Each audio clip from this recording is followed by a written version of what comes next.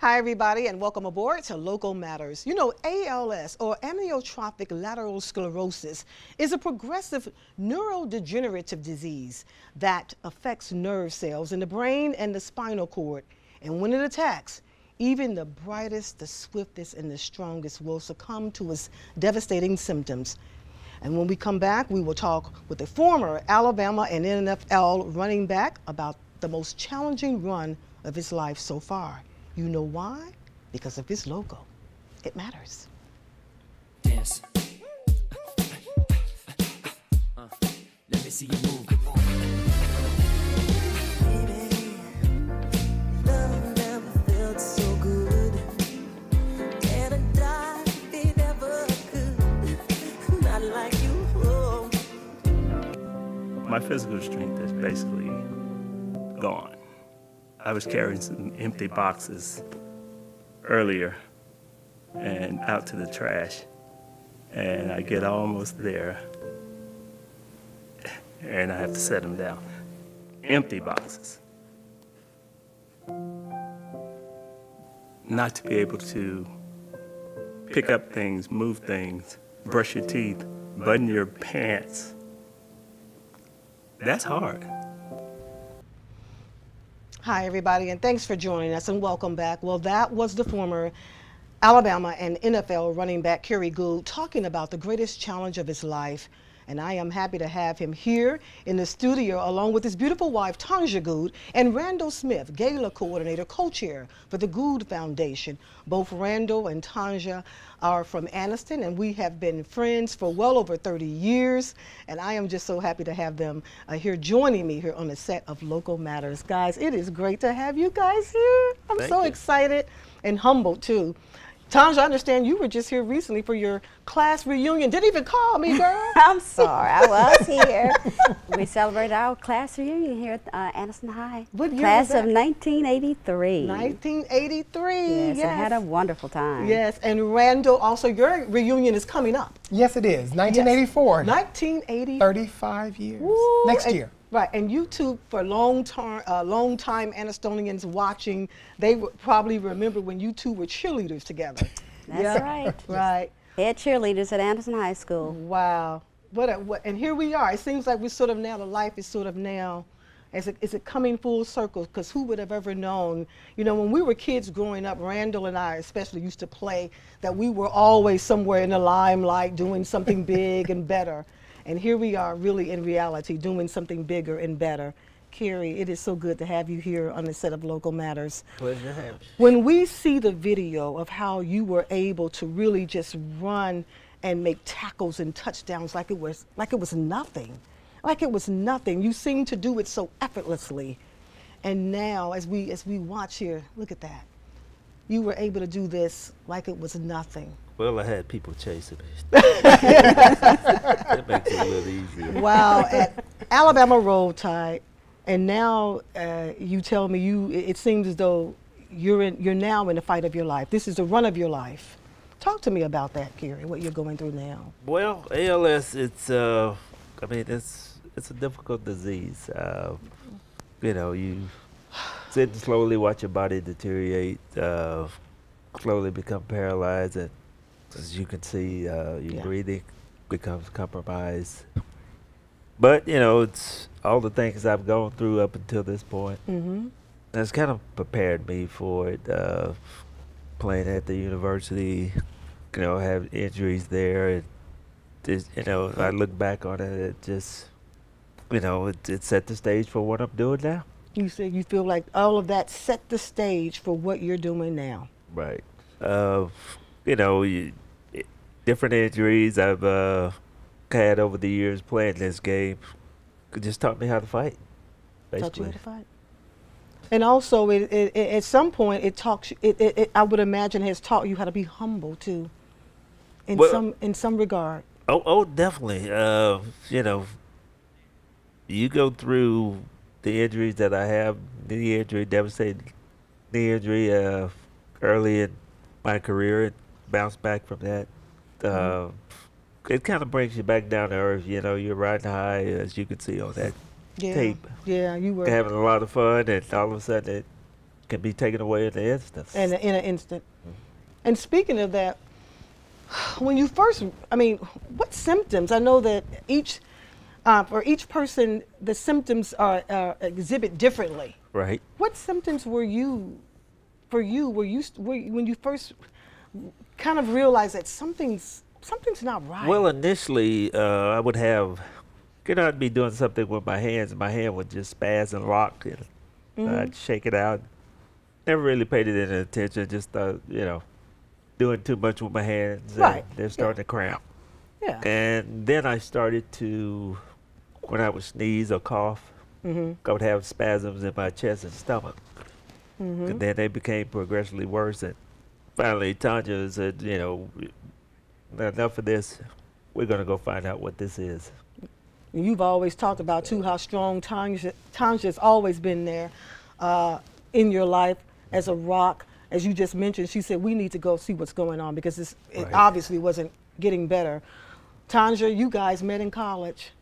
Yes, we did. Our freshman year in college, he was walking across campus and I was going to class, and that's when we first saw each other, and later on met through a mutual friend.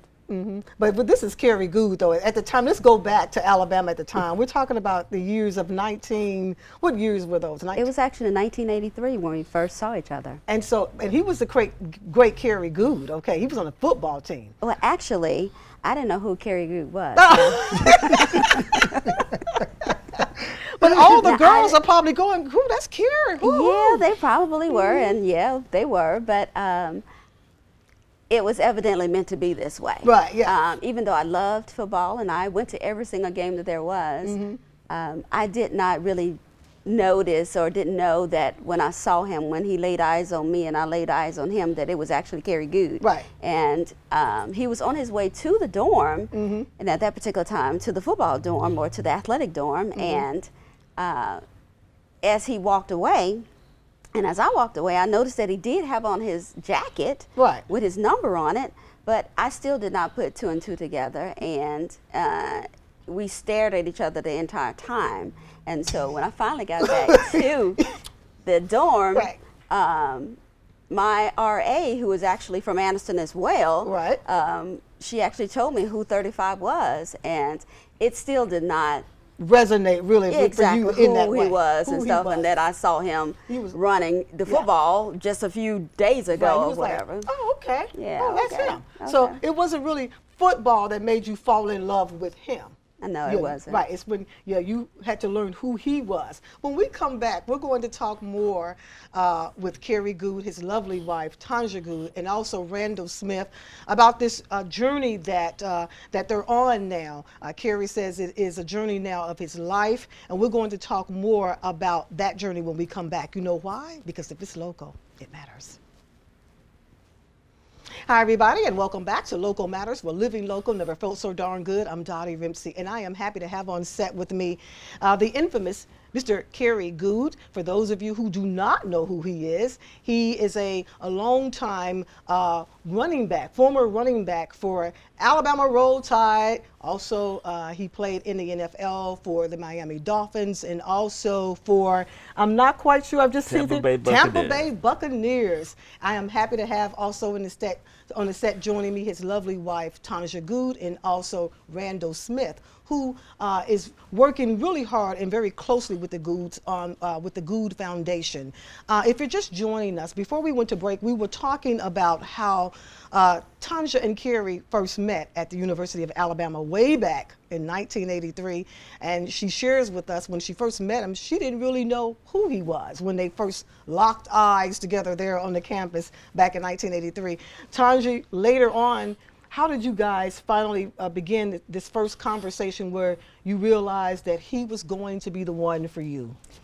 Well, actually, we had a friend that I knew, well, a common friend, and after I returned back got back to the dorm and I found out who he was, I called the friend, and this friend eventually got us connected. It was right before the break actually happened, and the Christmas break, that is, and come to find out, I had to go in the hospital for a surgery, and so did he. So we were in the hospital at the same time. Oh, talk about fate. Just in different ways, just in different hospitals, Yeah, exactly. yeah, right. And so when we returned back to school after the Christmas break, we actually spoke on the phone, and the friend introduced us later on that evening at a party on campus. Those are good old days. I sure do wish we still had some of those days now where friends actually would hook friends up together. Yes. Because you know that's my that's where I am in terms of my mindset. If I'm going to meet somebody, I would rather meet them through a friend and not online. You know, I know right now online is a big thing, but through a friend. Yeah. You guys have been together ever since. Tanja, talk to me. How has your life changed though since Carrie was diagnosed with ALS? Well, it's changed dramatically. I am no longer working. I am full-time taking care of Carrie. Okay. We have 2 teenagers at the house, and making sure that they're in line as well, Yes. taking care of household all the time.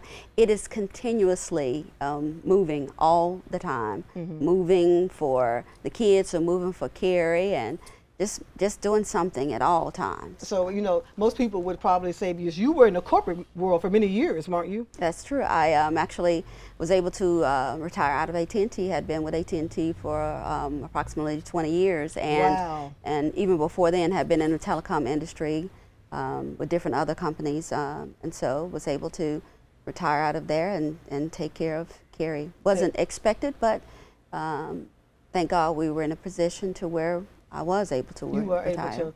You know, the birth of the Good Foundation. Talk to me about the birth of the Good Foundation. It actually was birthed out of Carrie's vision.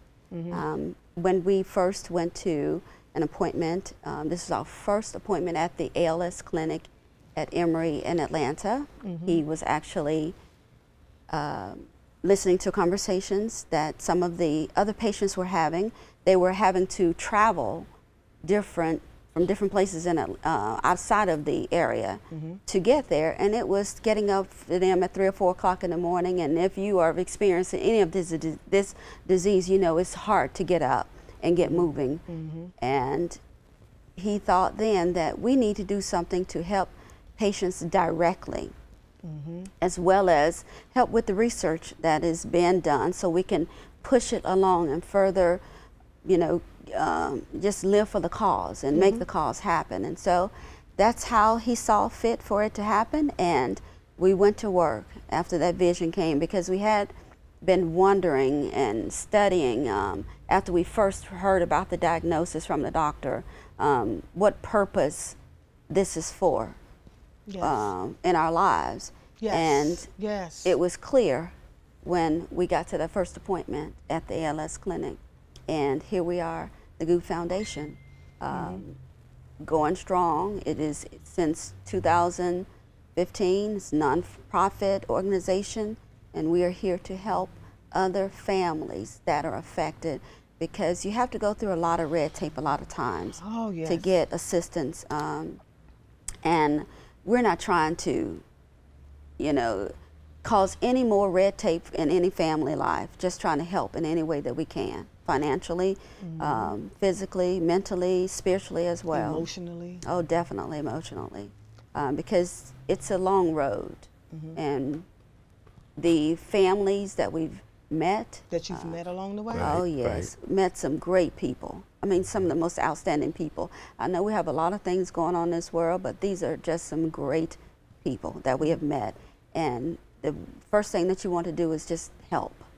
And do what you can, because we can't do anything about the disease itself, but we can help these families, try to ease their burden, because I know what it is to worry about what's going to, you know, happen financially with your family now that your husband is not working, and you can't work either because you got to take care of them. So, you know, and we have been blessed, probably more blessed than some of the other people in this dreaded disease family, and we are here to be a blessing to others. And you're right. You are blessed so much more than, as you mentioned, than any other family. The fact of who you connected with. I want to come back. We've got to go to break. When we come back, the fact that you connected with Alabama, Nick Saban, how he has been instrumental in helping you and helping you guys with the birth and the vision of the Gould Foundation. We're going to talk more about that when we come back with more Local Matters. Don't go away.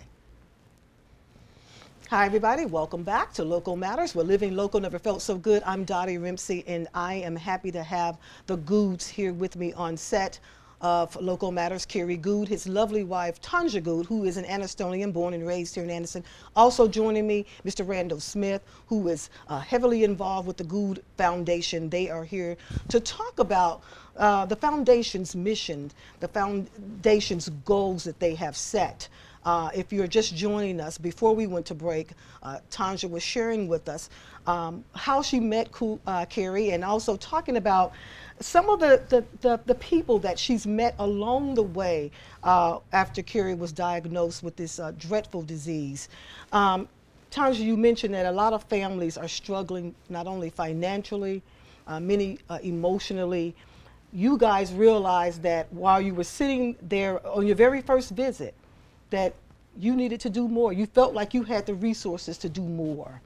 That's correct, Dottie. We just go back to our good old roots, our good old family roots, spiritual roots, that you are here to be a blessing to other people. That's right. And that's what we are trying to do. We are nowhere near millionaires or anything like that.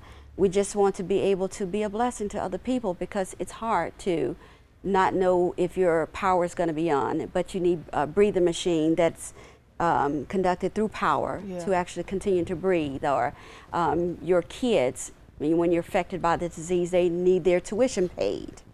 And so we just reach out to people, they reach out to us, and we try to help through the foundation. Our nonprofit foundation is there for them.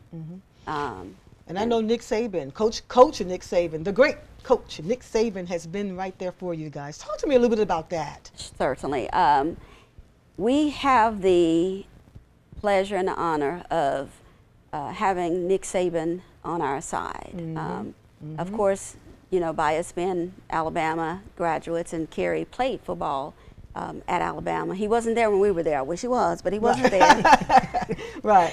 But he, being the person who he is, outside of the football, he is a genuine, just a caring person. And we actually were able to meet him quicker than we expected through a friend that Kerry actually has through their spirituality. And so he reached out to Kerry, and on several different occasions. And matter of fact, one time Kerry was able to record one of his phone conversations that he left, or phone messages.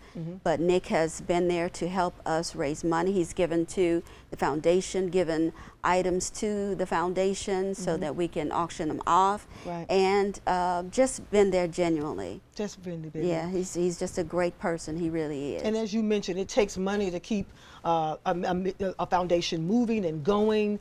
Randall, you have been there, I mean, right there by his side. You know, and it's funny because you never, as you mentioned relationships, I keep hearing that word coming through more and more as we sit here and talk. Our relationship, the three of us, span now back at least 30 years, if not more. 30 plus. 30 plus, well, for you, 30 plus. I am only 22, no, I'm just kidding. But 30 plus. And so that's the importance of having great relationships and friendships. You never know where and how they're going to be so much more in your life than just being friends. Randall, you've been a great person in the world of creating events all your life, and now here you are.